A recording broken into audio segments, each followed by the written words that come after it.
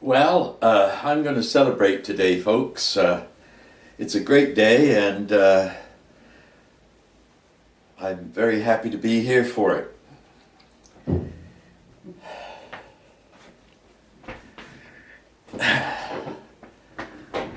Well, it seems truth will out, and I'm going to celebrate by pineapple. The fact that I have a nice Hawaiian surfer shirt on makes me feel good. Yeah, thank you, great Creator, who in our time of need gave us our salvation. This time is a tiny seed. Mmm.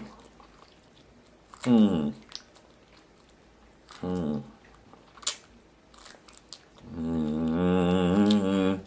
Mmm. Mmm. Mmm. Mmm. Now, I don't know why my first Pineapple Express took off the way it did, but it did. And for me, it was pretty good. I got 14 people look at it, I think. No, it's over 1,000 now. Anyway, a lot of people saw it, and I can't see what the particular attraction is. Maybe inadvertently attached it to advertising for a movie, which I truly apologize for. The words came into my mind, as it were, as Teilhard de Chardin would say, from the nude sphere. Anyway, why I'm celebrating today, to some extent, is in memory of a gentleman that I met, a very powerful and determined Aboriginal warrior by the name of Splitting the Sky, who, in addition being singled out at Attica when he was involved with the revolt in that prison many years ago, and was allowed in his denunciation of George Bush, and along with Lawyers for Peace, and dare I say myself, certainly I paid a price for it. We all blew the whistle hard and long on George Bush. Thousands of other people, of course, have marched, and so there are thousands and thousands of people that will have peace and have tolerated dirty tricks and blue meanness long enough. Particularly all those people that have found solace and healing in the blessed herb. The ongoing conspiracy by all governments, and with very few exceptions, perhaps the Green Party now has made it clear that they would like to see the end of this ridiculous prohibition. I hope they have, and if they have, so be it. I heard the other day very good news that the leader of the Green Party in the federal government was making a call for the thing I've been trying to blow the whistle on for these last 40 years, was the debt-free money of the Bank of Canada underwriting the infrastructure of Canada, and that being worked in to the fabric of Canada by the physical labor and engagement and commitment of the Canadian people for the well-being of the Canadian people. Now, all of that, of course, is becoming very apparent, but the fact that a bipartisan special research committee has come out and made no bones about the fact that Bush, Cheney, Rumsfeld, all those people that I certainly denounced publicly, for which I paid a price, damn near killed me for 2.5 years, but that was just accidental and coincidental and followed a long line of bitching. Now, the question is about people like myself who come really uninvited to somebody else's land to try and escape the confusions of their own land because they know that it's beyond their capacity to do much about it, and step away from that, as I did to some extent, because I had to flee, actually, because my position on American-British foreign policy was very outspoken and very determined. And at that time I was in the working as a low-level technician for the BBC, so I guess they saw me as a threat. And certainly my recent reading of 1984 is quite extraordinary.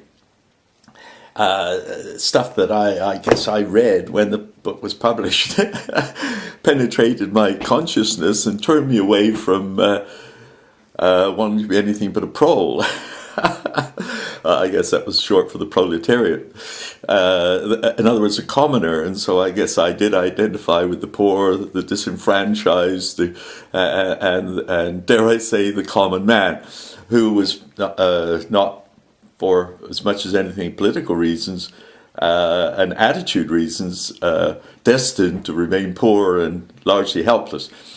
But of course, that gives you a tremendous advantage being a prole, because the values of the proles were, as George Orwell rightly puts it, kind of tribal in nature.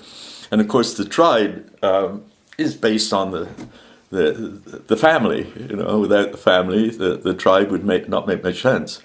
So the family being the foundation of the commons, the common people, whether they are able to fully expand on that, where they actually enjoy each other's company and spend time together, of course, has been denied them by the parties, the various parties. But there again, I see a little hope that the federal Green Party have actually confronted the issue of the bank fraud, which has been going on for many years. Anyway, now it's been accepted that the President of the United States will have to step down, that they will have to be held and probably arrested and put in jail immediately, along with all the people that got me into trouble when I said if they came into Canada and I was the commissioner of the RCMP, I'd have arrested them all as war criminals on the spot. That really ticked them off, because of course the truth always ticks off the liars. And Splitting the Sky, of course, made a serious effort in Edmonton to arrest George Bush. I actually turned out again in Surrey when he was brought over and paraded for the people of Surrey. So all these things are a part of our recent history, and certainly stuff I've lived through and participated in, and now the tide has changed. Now it's becoming common knowledge that they are all war criminals in the worst sense of the word, and they will all be jailed, and God knows if the wheels turn the way they might very well be executed in short order, because the military, both in the United States and around the world, certainly claim honor. And honor is that you will simply do your duty to do no harm. And if you are employed to go and kill people, it's only in defense of your own country. So defensive deployment, of course, in the world where everyone is being armed to the teeth, makes no sense at all. But at the same time, what has always determined the outcome is not being, and I think Napoleon said it, I've quoted it before, he says, the answer is never triumphs. Arms never triumph. The mind always triumphs. And of course, the fifth column, as they used to be called, then they called it, and then they claimed it was the press. Well, of course, below the press, again, there are thinking people who, for one reason or another, have stepped away from serving a corrupted period in government, but nonetheless retain their intelligence, and those people are able to stick with the truth. And because they're able to stick with the truth in the final analysis, they always triumph. So we're at the triumphant stage, and to acknowledge that, I'm going to smoke one and say, yes, I'm glad that the United States have woken up to their responsibility. The Congress, with their special committee, have now made it very clear that all of the presidents. In fact, if we start digging a little deeper, we'll find that Carter was just as bad as the rest of them by supporting the genocide in East Timor. And what is currently unwinding in Guatemala is very interesting.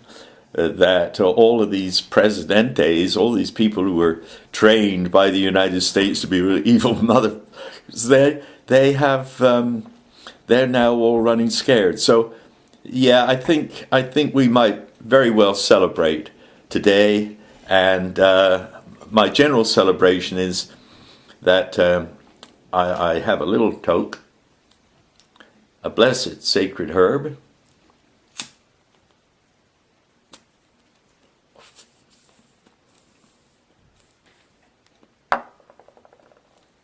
I don't know how some of these people with bongs can do that on a regular basis. I mean, my God, I have a little quiet medicine.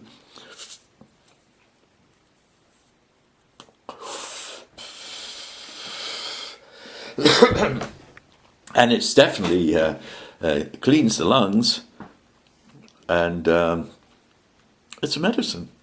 And not only is it medicine, see, medicine, even in my Supreme Court brief when I went in 1979 to the Supreme Court of Canada on religious grounds, and they just basically shouted me down and kicked me out.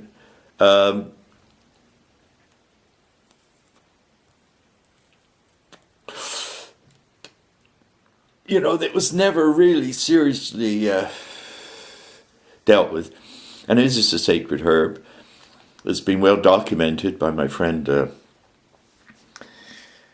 Chris Bennett, and it's been followed up by my biblical scholar friend Mark Boyer, and my hero, Point of the Spear.